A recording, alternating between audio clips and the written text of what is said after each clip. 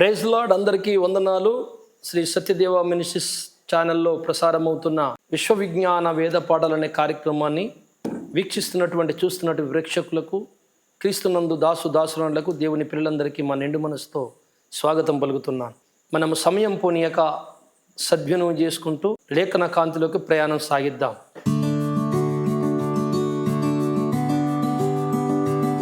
నేటి మన ధ్యానం కొరకు యెషయా గ్రంథము 40వ అధ్యాయం 31వ వచనాన్ని ధ్యానించుకుందాం. యెహోవా కొరకు ఎదురు చూచువారు నూతన బలము పొందుదురు. వారు పక్షిరాజుల వలె రెక్కలు చాపి పైకి ఎగురుదురు. చాలు, చిన్న మాట ప్రార్థన చేసుకుందాం. పరిశుద్ధుడా, పరమ తండ్రి, సర్వశక్తివంతుడా, జగములలో లోకాలలో సంచరించుచున్నవాడా, మీ మహిమ గమనమును బట్టి, సంచారమును బట్టి, మీ తేజస్సును బట్టి, మీ సృజనాత్మకమైన శక్తిని బట్టి మరొక్కసారి మీకు కృతజ్ఞతలు, స్తుతులు చెల్లిస్తున్నా. ఈ స్థలములో నీ ప్రత్యక్షత నుంచి వింటున్న వారిని, చెప్పుతున్న నన్ను నీ స్వాధీనించుకోమని, ఇక్కడ నీ కంచె వేసి నడిపించుమని, కృపచూపమని యేసయ్య నామములో ప్రార్థిస్తున్నాను తండ్రి, ఆమేన్. క్రీస్తునందు స్నేహితులారా, దేవుని పిల్లలారా, మీ అందరికీ మరొకసారి క్రీస్తు పేరిట వందనములు. ఇక్కడ ఒక మాట పక్షిరాజు గురించి రాయబడింది. దేవుని కొరకు అంటే ఆయన కొరకు అంటే క్రీస్తు కొరకు ఎదురు చూసేవారు పక్షిరాజుల వలె రెక్కలు చాచి పైకి ఎగురుదురు. బైబిల్లో కొన్ని ఉపమానాలు, సాదృశ్యాలు అనే గంభీరమైన కావ్య భాష రాయబడింది. ఈ భాషలో ఎంతో గొప్ప సందేశాన్ని కొద్దిగలోను, ఎంతో చిన్న సందేశాన్ని పెద్దగాను చెప్పటానికి వాళ్ళకి దేవునికి వీలు పడేటట్టుగా చేసుకున్నాడు. మనకు తెలియని ఒక విషయాన్ని తెలియపరచటానికి మనకు తెలిసిన పదార్థమునో జీవునో ఏదో వాడుకుంటున్నాడు. బైబిల్లో ఏమున్నదంటే ఆయన ఉపమానము లేకుండా ఏదియూ బోధించలేదు అని మీ అందరికీ తెలుస్తుంది. దేవుణ్ణి వెంబడిస్తూ ఆధ్యాత్మిక జీవితములో, పరిశుద్ధాత్మ సాగరములో సాగుతున్న భక్తుని జీవితంలో ఎవరైనా మళ్ళీ లోకం వైపు వెనక తిరిగి చూస్తే ఏం జరుగుతుందో చెప్పడానికి మన ప్రభుల వారు ఒక వస్తువుని చూపించాడు. ఏంటంటే నాగలి. దున్నే రైతు నాగలి పెట్టి దున్నుతుండగా వెనుకకు తిరిగి చూస్తే ఏం జరుగుతుంది అంటే ముందున్న లైన్ తప్పిపోతుంది సార్. అలాగనే నన్ను వెంబడించేవారు వెనుకకు తిరిగి చూడకూడదని నేర్పించడానికి వాడాడు. అలాగున దేవుడు అనేక సత్యాలను మనకు నేర్పించాడు. అందులో ఈరోజు మనం ఒక గంభీరమైన సత్యాన్ని మనం తెలుసుకుంటున్నాం. అదేంటంటే పక్షిరాజు. మలాకి 4:2 ఏముంది చూడమ్మా. అయితే నా నామమందు భయభక్తులు గలవారగు మీకు నీతి సూర్యుడు ఉదయించును, అతని రెక్కలు ఆరోగ్యము కలుగజేయును. రెక్కలు, ఆ నీతి సూర్యుడే మరి బైబిల్లో పక్షిరాజుగా మనకు పిలువబడుతున్నాడు. పక్షిరాజు పిల్లలు పక్షిరాజులే. పక్షిరాజు అంటే ఈగల్ ఇంగ్లీష్లో అంటారు. రాబందులు, గద్దల్లో చాలా రకాలు ఉన్నాయి. చిన్న గద్ద, పెద్ద గద్ద, రకరకాలు. రాబందులు కూడా అనేక జాతులు ఉన్నాయి. అయితే రాబందులు, గద్దలు చచ్చిన వాటిని తింటాయి. కానీ పక్షిరాజు అది చచ్చినది తినదు. ఉన్నత స్థలాలే దీని నివాసం. ఈ పక్షిరాజులో కొన్ని లక్షణాలు ఉన్నాయి. ఆ లక్షణాలు మనకు క్రీస్తులో కనపడతాయి. ఆ క్రీస్తు లక్షణాలే క్రీస్తు పిల్లలైన పక్షులకు కనపడాలి. అయితే మొదట పక్షి ఏదైతే మనం అనుకుంటున్నామో, ఈగల్ ఏదైతే ఉందో, డేగా పక్షిరాజు మనకు కనపడుతున్న ఒక పక్షి, దానికి ఒక 7 ప్రప్రదమైనటువంటి గుణలక్షణాలు ఉన్నాయి. అందులో ఒకటి, అది భూమి ఆకర్షణ శక్తిని జయించి ఆకాశమందు చాలా దూరము పైకి ఎగురుతుంది, పైనుండి ఎగురుతుంది. రెండవ లక్షణము, ఆ పైన ఎగురుతున్నటువంటి పక్షిరాజుకి తుఫాను, గాలి ఎంతన్నరా అని చాలా ధైర్యం గల్ల పక్షి. అది గుండె ధైర్యం గల్ల పక్షి. వెనుక తీయక ఎదురుతూ మేఘాల మీదకి ఇంకా పైకి వెళ్ళిపోతుంటుంది. మూడవది, దానికి ఒక నిర్దిష్టమైన చూపు ఉంది.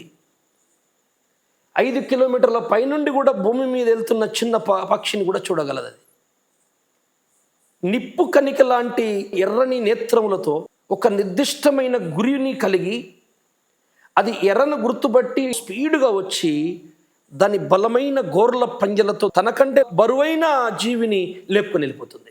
4వ లక్షణము, అది చచ్చిన దాన్ని తిననే తినదు, బ్రతికున్న దాన్ని చంపుకొని తింటుంది. ఇక 5వ లక్షణము ఒక గంభీర సత్యము, అదొక విచిత్రము.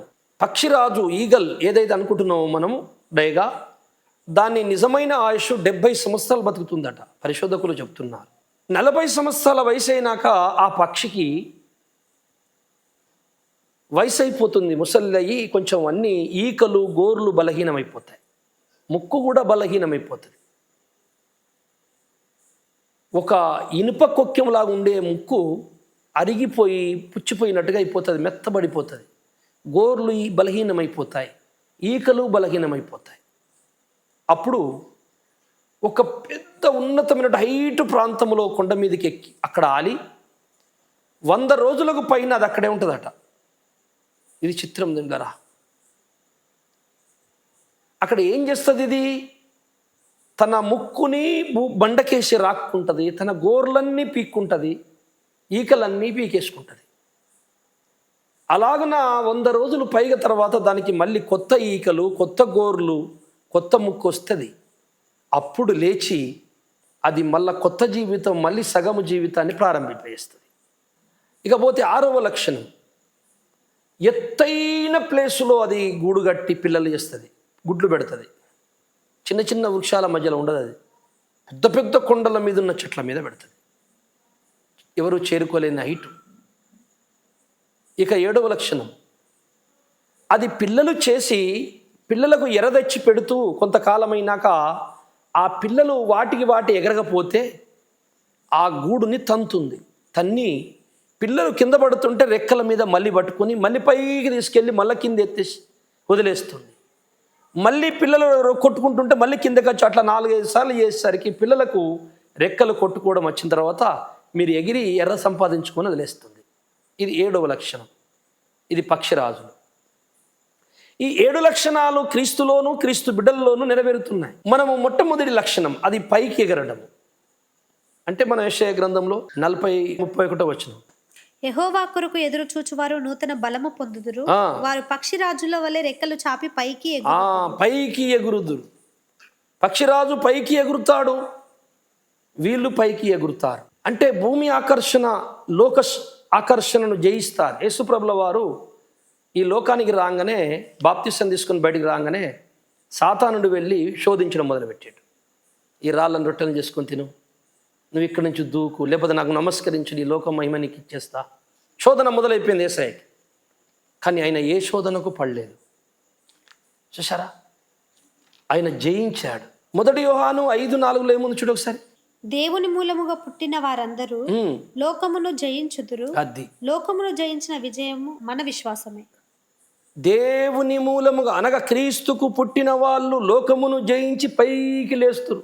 అంటే భూమి ఆకర్షణ జయించి పక్షిరాజుల వలె పైకి లేస్తారట. కనుక ఆ క్రీస్తులో ఉన్న లక్షణము ఇదిగో క్రీస్తు పిల్లలకు కూడా రావాలి. అది పక్షిరాజులో ఉంది. లోకములో ఉన్నదంతయు శరీరాశ, నేత్రాశ, జీవుడు, అవిటిని జయించడమే లోకాశలను జయించడం. ఇకపోతే 2వది పక్షిరాజుల లక్షణం, ఆకాశమందు ప్రయాణం చేస్తున్నప్పుడు, దాని గమనములో సాగుతున్నప్పుడు ఎంత పెద్ద తుఫాను, ఎంత ఆటంకం వచ్చినా అది మేఘాలకు ఎదురు తిరిగి వెళ్తుంది. అది భయపడదు. మిగతా పక్షులన్నీ గూళ్ళలో పోయి దాక్కుంటాయి. తుఫాన్ వచ్చినప్పుడు పక్షిరాజు దాక్కోదు, ఎదురు తిరుగుతుంది. దాని లక్షణం అది. అలాగే మన పక్షిరాజు అయిన యేసు కూడా ఈ లోకంలో ఎన్ని బాధలు, ఎన్ని హింసలు, వాళ్ళు ఎన్ని నిందలు ఎదురొచ్చినా సరే తను అనుకున్న పని సాధించేదాకా ముందుకే సాగాడు. యోహాను సువార్త 17వ అధ్యాయం 4వ వచనం చదవం ఒకసారి. చేయుటకు నీవు నాకు ఇచ్చిన పని నేను సంపూర్ణముగా నెరవేర్చి భూమి మీద నిన్ను మహిమపరచితిని. నాకు ఇచ్చిన పనిని నేను కరెక్ట్గా పూర్తి చేశాను. ఎన్ని కష్టాలు వచ్చినా దేవా తండ్రి నిన్ను మహిమపరచితిని. మనకిచ్చిన పని ఆయనకి చెప్పజెప్పి ఏ పని మీద వచ్చాడో ఆ పని పూర్తి చేశాడట. 19:30 చదవమ్మా. యేసు ఆ చిరక పుచ్చుకొని సమాప్తమైనదని చెప్పి తల వంచి ఆత్మను. సమాప్తం అంటే మొత్తం పూర్తి చేశాను, నాకు అప్పచెప్పిన పని అంతా పూర్తి చేశాను. పక్షిరాజు లక్షణం క్రీస్తున్న. ఎఫెసీ పత్రిక 6:12 చదవమ్మా. ఏలయనగా మనము పోరాడున్నది శరీరులతో కాదు గాని ప్రధానులతోనూ అధికారులతోనూ ప్రస్తుత అంధకార సంబంధులకు లోకనాథులతోనూ ఆకాశ మండలమందున్న దురాత్మల సమూహములతోనూ పోరాడుచున్నాము. అది మన పక్షిరాజుకు ఏ లక్షణం ఉన్నదో, ఏ పోరాటం ఉన్నదో మనం అదే పోరాటం చేయాలి. యేసయ్యకు ఏదైతే ఎదురైనదో, పక్షిరాజు అయిన మన యేసయ్యకు ఏమేమి ఎదురైనాయో మనకు అది ఎదురవుతాయి. మనం పోరాడుతుంది ఆకాశంలోని దురాత్మలు, భూమి మీద దురాత్మలు, మనుషుల్లో దురాత్మలు, లోకముల దురాత్మలు, అన్నిటి మీద పోరాడుతున్నాం. అందుకు కావలసిన ఆయుధములన్నీ అక్కడే కనపడుతున్నాయి మీకు అదే వచనంలో. కనుక పోరాటం అనేది పక్షిరాజు ఎట్లయితే మేఘాలకు తుఫానుకు భయపడకుండా ముందుకు వెళ్ళినట్టు మన పక్షిరాజు అనే యేసు జయించాడు, అన్నిటినీ ఎదుర్కొన్నాడు. తన పిల్లలుగా పుట్టిన మనం కూడా ఎదుర్కోవాల్సిన అవసరం ఉన్నది. ఇకపోతే మూడవ లక్షణం, అదొక నిర్దిష్టమైన చూపు, దృష్టి కలిగినది, ఒక గురి కలిగిన చూపు. గురి కలిగిందంటే ఆ చూపుతో అది చూసింది అంటే చక్కగా అక్కడికి వచ్చి తీసుకొని వెళ్ళిపోతుంది, ఎన్ను తిరగదు. యోహాను సువార్త 10వ అధ్యాయం 17వ వచనం చదువు. నేను దాన్ని మరలా తీసుకొనున్నట్లు నా ప్రాణము పెట్టుచున్నాను, ఇందువల్లనే నా తండ్రి నన్ను ప్రేమించుచున్నాడు. ఎవడునూ నా ప్రాణం తీసుకొనడు, నా అంతటా నేనే దాన్ని పెట్టుచున్నాను. దాన్ని పెట్టుటకు నాకు అధికారం కలదు, దాన్ని తిరిగి తీసుకొనుటకు నాకు అధికారం కలదు. పెట్టుటకు నాకు అధికారం కలదు, తీసుకొనుటకు నాకు ఒక గురి ఉన్నది. నేను ఆ పని చేయడానికి వచ్చాను, ఆ పని చేస్తున్నానంతే. ఆ పనిలోని వెనకడుగు వేయనేయ్యా. పౌలు మహాశయుడు 2వ తిమోతి 4:7 ఏమన్నాడు చదువమ్మా? మంచి పోరాటం పోరాడి తిని నా పరుగు కడముట్టించి తిని విశ్వాసము కాపాడు. చాలు. అంటే గురి లేకుండా నేను పరిగెత్తలేదు, గురి యొద్దకే పరిగెత్తాను, మంచి పోరాటం పోరాడాను. చూసారా? భక్తుని జీవితం ఒక పోరాటం. దేని మీద అంటే అంధకార రాజ్యముల మీద, సైతాను శక్తుల మీద. రకరకాల పోరాటాలు అవి. ఆ పోరాటంలో అనేకమైనటువంటి రకాలు ఉన్నాయి. మళ్ళీ మొత్తానికి పోరాటమే, యుద్ధమే. అందుకే మన యుద్ధోపకరణములు శరీర సంబంధమైనవి కావు. కనుక నేను మంచి పోరాటం పోరాడాను, నేను గురి యుద్ధకే పరిగెత్తేస్తున్నాను. నేను గాలిని కొట్టినట్టు కొట్టడం లేదు. తండ్రి నా క్రీస్తు పక్షిరాజు గురి కలిగి నడిచినట్టు నేను కూడా గురి కలిగి నడిచిన ఆయన అంటున్నాడు. అప్పుడు అంటున్నాడు, నేను క్రీస్తును పోలి నడుచుకుంటున్నాను, మీరు నన్ను పోలి నడుచుకుంటున్నాను. మనం కూడా గురి కలిగి నడవాలి. ఇది పక్షిరాజు పిల్లల్లో నెరవేరాల్సిన మాట. ఇకపోతే 4వది పక్షిరాజుకుండే లక్షణం, చచ్చిన దాన్ని తినదు. యేసయ్య అన్నాడు, ఒక శిష్యుడు వాళ్ళ తండ్రి గారు చనిపోయాడట. చనిపోతే అయ్యా మా నాన్నని నేను సమాధి చేసుకుని మళ్ళీ వస్తానన్నాడట. మీ ఊళ్ళో మీ నాన్న ఒక్కడే చనిపోలేదురా, ఆ ఊరులందరూ చనిపోయారు. మృతులను పాతి పెట్టుకొనిమ్ము అంటే పాపములో ఉన్న వ్యక్తులు చచ్చిపోయిన వాళ్ళు. చచ్చిపోయిన ఈ పాపములోనే బతుకుతా, ఈ చావులోనే ఉంటా అనే వారి కొరకు నేను రాలేదు. నేను సజీవుల్లో బతుకుతాను, నాకు సత్యము కావాలి, సజీవుల లెక్కలలో ఉన్న వారి కొరకు నేను వచ్చాను. అందుకే చచ్చిపోయిన వారి కోసం కాదు నేను వచ్చేది. క్రీస్తు ప్రణాళికలో నాలో ఉన్న వారి కొరకు నేను వచ్చాను. తండ్రి నేను నీలోను, నువ్వు నాలో ఉన్నట్టు వీరు మనలో ఉండాలి అన్నాడు. ప్రార్థన చేసి సత్యమందు వీరిని ప్రతిష్ఠిత చేయమని ప్రార్థించాడు యేసయ్య.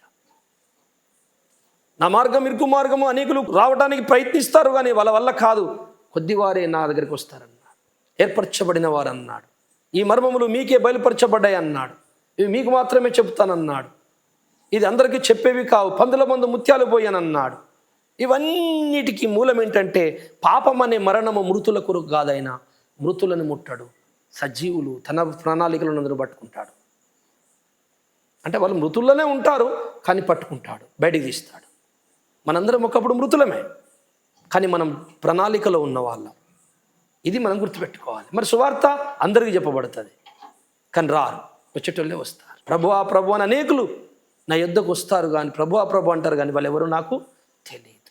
హెబ్రీ 6:1 చదవము. కాబట్టి నిర్జీవ క్రియలను విడిచి మారుమనసు పొందుటయు, దేవుని యందలి విశ్వాసమును, బాప్తిస్మములను గూర్చిన బోధయు, హస్త నిక్షేపణమును, మృతుల పునరుత్థానమును, నిత్యమైన తీర్పును అను పునాది మరలా వేయాలి.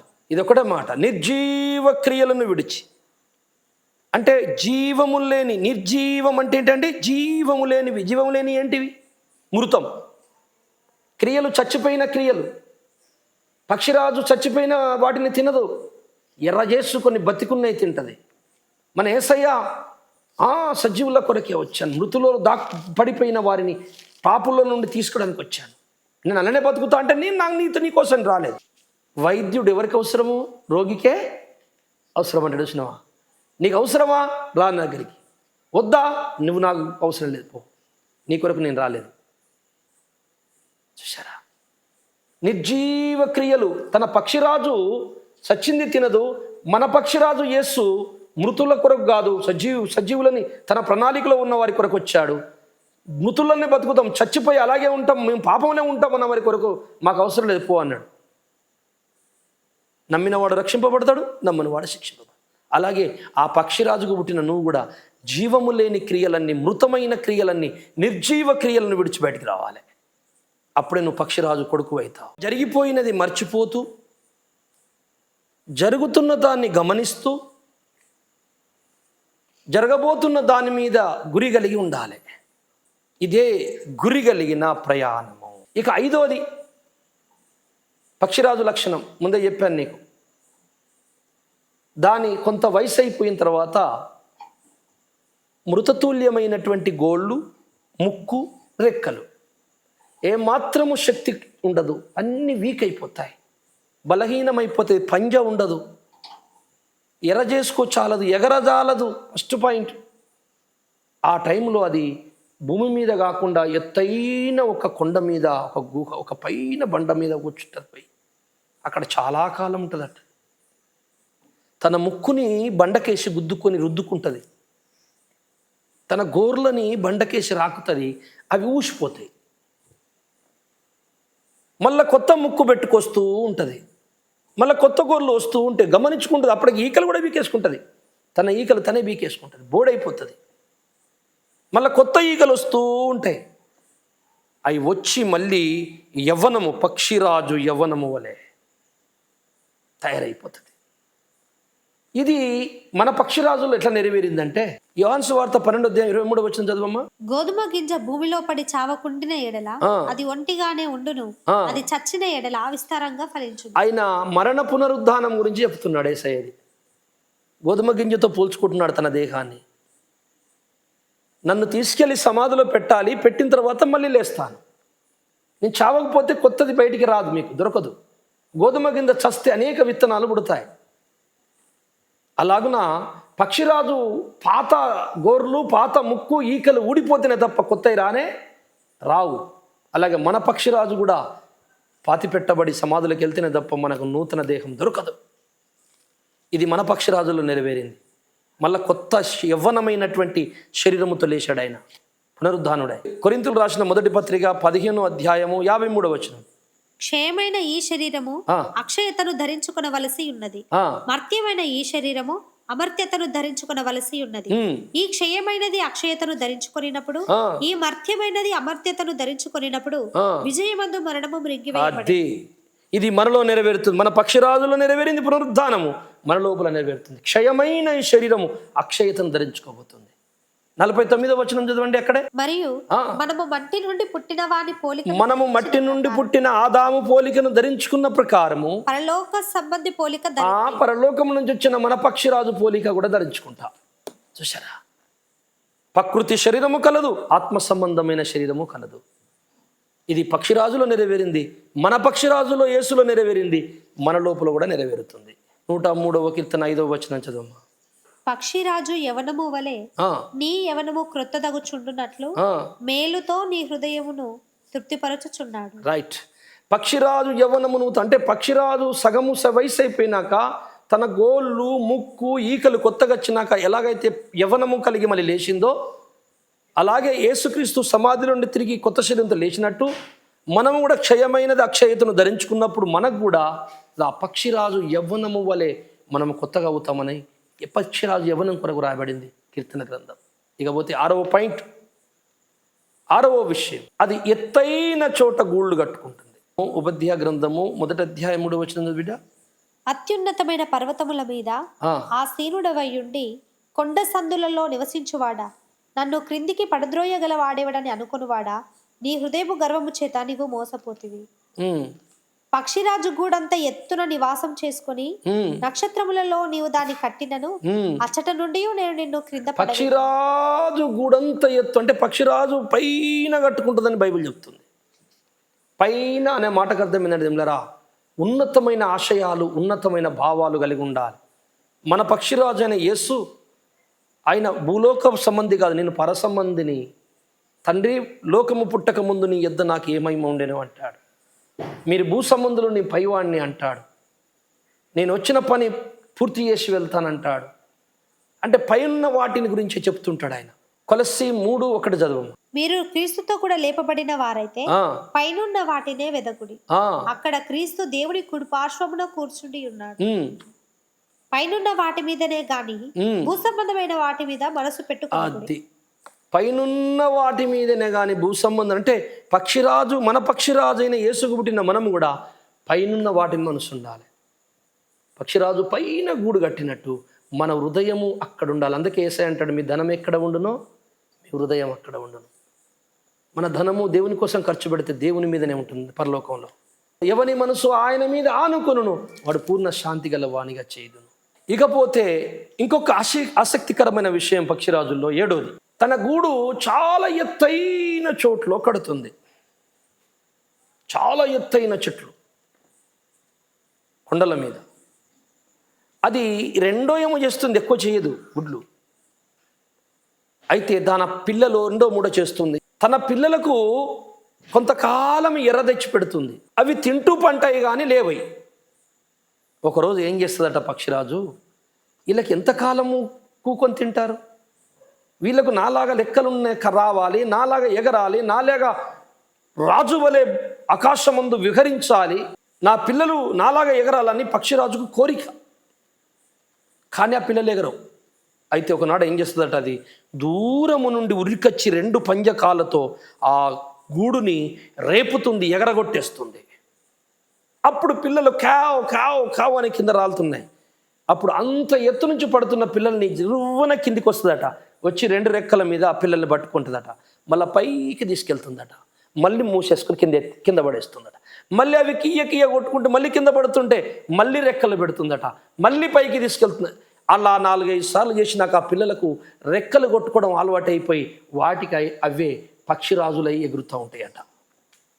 నూతన యవ్వనం వచ్చి ఎగురుతాయి, బలం వచ్చి. ఈ మాట మీరు బైబిల్ గ్రంథంలో ద్వితోపదేశ కాండము 12:11 చూడము సరి. పక్షిరాజు తన గూడు రేపి తన పిల్లలపైన అల్లాడుచు రెక్కలు చాపుకొని వాటిని పట్టుకొని తన రెక్కల మీద వాటిని మోయినట్లు యెహోవా వానిని నడిపించాడు. అది పక్షిరాజు పిల్లలని మోసినట్టు, గూడు రేపి మోసినట్టు మనల్ని కూడా మన యేసయ్య మనకు శ్రమల్లో, బాధల్లో, కష్టాల్లో అనుమతిస్తూ మనల్ని పట్టుకొని నడిపిస్తున్నాడట. శ్రమల్లో, బాధలు మనకు ఎందుకు కలిగితే అంటే మన పక్షిరాజు కలగలేదా, మనకు కూడా కలుగుతాయి. సో మనోడు గెలిచాడు, మనల్ని కూడా గెలిపిస్తాడు. సో వీటి ద్వారా ఏం జరుగుతుందంటే మనకు సాధన జరుగుతుంది. క్రీస్తు స్వరూపము మీకు వచ్చేంత వరకు నాకు మరలా ప్రసవ వేదన అంటే యేసయ్య రూపము రావాలా నీకు. యేసయ్య రూపము నీకు రావాలంటే నీకు అనేక పరీక్షలు ఎదురు కావాలి. మనం అనేక శ్రమలు అనుభవించిన పిమ్మట పరలోక రాజ్యంలోనికి ప్రవేశించుదుమని 14వ అధ్యాయం ఉంటుంది. అనేక శ్రమలు అనుభవించిన పిమ్మట యేసయ్య అనేక శ్రమలు అనుభవించి జయించి లేచిండు. మనం కూడా అనేక శ్రమలు అనుభవించాలి. మన పక్షిరాజుకు కష్టాలు ఎదురైనాయి, మన పక్షిరాజుకు అవమానాలు ఎదురైనాయి, మన పక్షిరాజుకు అనేక నిందలు ఎదురైనాయి, మన పక్షిరాజుకు అనేక కష్టాలు ఎదురైనాయి. ఆయన పిల్లలైన మనకు ఎదురవుతాయి. ఆయన ఒకసారి అంటాడు, మిమ్మల్ని హింసించినప్పుడు, మీకు బాధలు కలిగినప్పుడు నన్ను జ్ఞాపకం చేసుకునే నా కుమారులారా, మీకంటే ముందే నేను హింసపడి ఉన్నానని. మన కష్టాలలో అనుభవం లేనివాడు కాదు ఆయన. అయితే మనకు ఒక గొప్ప కార్యం చేశాడు ఆయన, పరిశుద్ధాత్మనిచ్చాడు. ఆయన మనల్ని గెలిపిస్తూ నడిపిస్తుంటాడు. ఈ సాధన జరగకపోతే యేసు రూపము నీకు రాదు, నువ్వు పరిపూర్ణ దశకు ఎదగలేవు. ఆ పక్షిరాజు పిల్లలు తన వలె ఎగరాలి అని ఎంత ఆశపడిందో, అలాగే మన పక్షిరాజు కూడా తన వలె నా పిల్లలు ఉండాలని ఆశపడుతున్నాడు. మీరు ఉండలేరా? శ్రమల్ని తప్పించుకొని సుఖభోగం అనుభవించే మార్గాలు ఎంచుకుంటారా? యేసయ్య శ్రమల్లో పాలు పంచుకోరా? యేసయ్య శ్రమల్లో పాలు పంచుకుంటే, ఆయన శ్రమను కొంచెం భుజం మీద వేసుకుంటే ఆయన కొద్దిగా అల్కమవుతుంది కదా. ఆయన కన్నీళ్ళు నువ్వు కొంచెం పంచుకుంటే ఆయన దుఃఖం కొంచెం తగ్గుతుంది కదా. నా బిడ్డలు నా దుఃఖాన్ని పంచుకున్నారని ఆయన ఆనందపడతాడు కదా. కొరింథీయులకు రాసిన 2వ పత్రిక 6వ అధ్యాయం 3వ వచనం ఒకసారి చదవం. మా పరిచర్య నిందింపబడకుండా నిమిత్తము ఏ విషయములోనైనను అభ్యంతరం ఏమీయో కలగజేయక శ్రమల యందును ఇబ్బందుల యందును ఇరుకుల యందును దెబ్బల యందును చెరసాలలలోను అల్లరులలోను ప్రయాసములలోను జాగరములలోను ఉపవాసములలోను మిగుల ఓర్పు గలవారమై పవిత్రతతోను జ్ఞానముతోను దీర్ఘశాంతముతోను దయతోను పరిశుద్ధాత్మ వలనను నిష్కపటమైన ప్రేమతోను సత్యవాక్యము చెప్పుట వలనను దేవుని బలము వలనను కుడి ఎడమల నీతి ఆయుధములు కలిగి ఘనత వలనను సుకీర్తి దుష్కీర్తి వలనను దేవుని పరిచారకులమై ఉండి అన్ని స్థితులలో మమ్మును మేమే మెప్పించుకొనుచున్నాము. ఆమేన్. అది మా పక్షరాజుకు అవే ఎదురైనాయి, మేము అదే ఎదుర్కొంటున్నాం అంటున్నాడు ఆయన. బాధల్లో, ఇబ్బందుల్లో, కరువుల్లో ఎన్నో ఎన్నో ఎదుర్కొన్నాడు పౌలు. దేవుని పిల్లలకు అన్నీ ఎదురవుతాయి. అందుకే నా పరుగు తుదముట్టించితిని అంటాడు ఆయన. పక్షిరాజులో ఉన్న గుణలక్షణములు మన పక్షిరాజు, పరమ పక్షిరాజు, ఆధ్యాత్మిక పక్షిరాజులో యేసులో నెరవేరాయి. ఆయనకు పుట్టిన పిల్లలందరిలో కూడా నెరవేరుతాయి. ఆయనకు సంభవించినవి మనకు సంభవిస్తాయి. ఆయన ఏమో శ్రమపడి తిరిగి లేస్తే మనందరం సుఖపడతామని ఎక్కడ లేదు. భూమి మీద శ్రమలు ఎదుర్కొంటారు, పరలోకంలో సుఖపడతారు. ఒకవేళ భూమి మీదే సుఖపడాలనుకుంటే వాళ్ళకి పరలోక సుఖభోగములు దొరకాయి. ఆలోచించండి కదా. మన పక్షిరాజు తిరిగి లేచిన తర్వాత ఆయన రాజులకు రాజు అన్నాడు. ప్రకటన గ్రంథం 17:14 చదివి ముచ్చుకుందాం. వీరు గొర్రెపిల్లతో యుద్ధము చేతురు గాని గొర్రెపిల్ల ప్రభువులకు ప్రభువును రాజులకు రాజునై ఉన్నందునను. గొర్రెపిల్ల రాజులకు రాజును ప్రభులకు ప్రభు అయి ఉన్నాడట. అంటే మన యేసయ్య ఆయన సమస్తము తిరిగి లేచి జయించిన తర్వాత రాజులకే రాజు అయ్యిండు, ప్రభులోకే ప్రభు అయ్యిండు. ఆయన ప్రధాన యాజకుడై మన కొరకు తన రక్తం తీసుకుని అతి పరిశుద్ధ స్థలములకు ప్రవేశించాడు. ఆయన యాజకుడై ఉన్నాడు, మహారాజు అయి ఉన్నాడు. మరి ఆ పక్షిరాజుకు మీ పక్షిరాజు రాజు యాజకుడు కదా మన పక్షిరాజు. మరి మనము 1 పేతురు 2:9 చదువు. అయితే మీరు చీకటిలో ఉండి ఆశ్చర్యకరమైన తన వెలుగులోనికి మిమ్మల్ని పిలిచిన వాని గుణాతిశయములను ప్రచురము చేయు నిమిత్తము ఏర్పరచబడిన వంశమును రాజులైన యాజక సమూహమును పరిశుద్ధ జనమును దేవుని సొత్తైన ప్రజలునై ఉన్నారు. రాజులైన యాజక సమూహం. మన పక్షిరాజు అయిన యేసు ఏమేమై ఉన్నాడు? రాజు అయి ఉన్నాడు, యాజకుడై ఉన్నాడు. మనం ఏమవుతాము? ఆయన పుట్టినోళ్ళము రాజులమవుతాము, యాజకులం. అందుకే ఆ పక్షిరాజులోని 7 లక్షణాలు పరమ పక్షిరాజులో నెరవేరినాయి. ఆ పరమ పక్షిరాజులో నెరవేరిన లక్షణాలు మన లోపల నెరవేరాలి. అసలు ముందు నెరవేరింది యేసులోనే. ఈ భౌతికమైన పక్షి అసలు ముందు ఇది కాదు, మనకు కనపడుతుంది కనుక చూపించాడు. అసలు పరమ పక్షిరాజులో నెరవేరిపోతున్నాయే ఈ పక్షిలో నెరవేరినాయి, ఈ పక్షిలో నెరవేరుతున్నాయే మనం నెరవేరాలి. చూసారా? ఆ పక్షిరాజుని మీరు జ్ఞాపకం చేసుకోండి. మీరు అందుకే పక్షులను జలచరములను ఒకటే రోజు చేశాడట. పక్షులు జలచరములు అంటే జలచరములు, చేపలు కూడా రెక్కలే ఉంటాయి. అవి భూమాకర్షణ శక్తి నీటి మీద నడుస్తుంటాయి. పక్షులు కూడా గాలి తిరుగుతాయి. అంటే రెక్కలు కలిగిన వాటిని ఒకేసారి ఎందుకు చేశాడంటే ఇవి భూమి ఆకర్షణ శక్తిని జయించేటి అనమాట. అలాగే పక్షులు భూమి ఆకర్షణ శక్తిని జయించినట్టు పాపం అనే లోకాన్ని జయించబోతున్నాడు పరమ పక్షిరాజు అయిన యేసు. ఆయన పిల్లలు కూడా. కనుక ఈ లోకములో ఉన్న కోరికలు, ఆశలను వదులుకోండి. యేసు రాకడ సమీపించింది. ఆయన స్వరం వినబడబోతుంది ఆకాశంలో. ఇక నా పిల్లలారా తిరిగి రండి అనబోతున్నాడు. కడబూర మోగబోతుంది. త్వరలోనే అబద్ధ క్రీస్తు రాబోతున్నాడు. సంఘానికి పరీక్షలు రాబోతున్నాయి, కడవరి శ్రమలు రాబోతున్నాయి. నిలబడుటకు ఇప్పటి నుంచే మీ పక్షిరాజు మేఘాలను, తుఫాన్లను ఎదుర్కొని ముందుకెళ్ళినట్టు అనేక శ్రమలు, బాధలను ఎదుర్కొని ముందుకు ఇదే సాధన ఇప్పటి నుంచే మీరు మొదలు పెడదాం. మనందరం మొదలు పెడదాం. ఈ సందేశం మీ హృదయంలో దేవుడు జ్ఞాపకం ఉంచి ఫలింపజేయునిగాక ప్రార్థన చేసుకుందాం. పరిశుద్ధుడా పరమ తండ్రి, మీరు ఇక్కడ కూర్చొని మీరే మాట్లాడారు, నేను కాదు తండ్రి, నువ్వే మాట్లాడావు. నేను అల్పుడను, అజ్ఞానుడను, పనికిరాని, మట్టి పురుగుని, పెంట పురుగుని, నాకు జ్ఞానం ఎక్కడిది, చదువు ఎక్కడిది అయ్యా, ఎందుకు పనికిరాను నేను? ఈ సంగతులను నువ్వు నేర్పించినయే కదా. కనుక నాకు నేర్పించిన ఈ సంగతులు ఇన్న బిడ్డలకు కూడా నేర్పించి ఫలింపచేయి. అందరి హృదయాలలో పలికిపోయేసి అన్ని కుటుంబాలను ఆశ్రయించి, నా తండ్రి మహాపరమపక్షిరాజు అయిన నీలో నెరవేరిన ఆ సంగతులన్నీ మా అందరిలో నెరవేర్చి మమ్మల్ని కూడా బలవంతులను చేయమని, నీ రాకడకు సిద్ధపరచుమని మా రక్షకుడైన యేసు నామములో ప్రార్థిస్తున్నాను తండ్రి. మంచిది, అందరికీ వందనాలు. Praise Lord. దేవుని చిత్తమైతే మరొక దినం కలుసుకుందాం. అంతవరకు సెలవు. దేవునికి వందనాలు. Praise lord.